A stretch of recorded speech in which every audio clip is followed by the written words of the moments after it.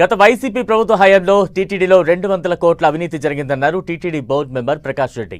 ఈ అవినీతిలో వైసీపీ నేతల హస్తం ఉందని ఆరోపించారు. హుండీ లెక్కింపులో దోపిడీలో 3 RRRలు ఉన్నారన్నారు ప్రకాష్ రెడ్డి. త్వరలోనే వారి పేర్లను బయటపెడతామని తెలిపారు. ఈ వ్యవహారంపై బీజేపీ నేతలతో కలిసి డీజీపీకి ఫిర్యాదు చేశారు ప్రకాష్ రెడ్డి.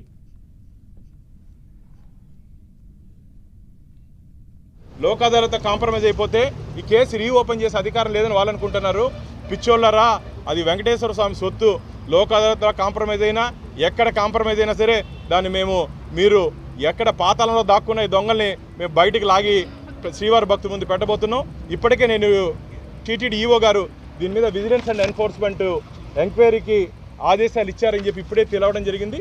కాబట్టి ఒక పక్క ఆ ఎంక్వైరీ జరగనియండి, మా ఎంక్వైరీ కమిషన్ కూడా దీంట్లో లోతుగా విచారించాలి. లోతుగా ఆ రోజు ఉన్నటువంటి ప్రభుత్వ పెద్దలు, వైసీపీ ప్రభుత్వం నుండి చాలామంది ప్రభుత్వ పెద్దలు పాత్ర దీంట్లో. నాకు తెలిసి వీళ్ళేమో 100 కోట్లు అంటున్నారు, దాదాపు 200 కోట్లు పై చిరుకుంటుందని చెప్పి నాకున్నటువంటి ఇన్ఫర్మేషన్.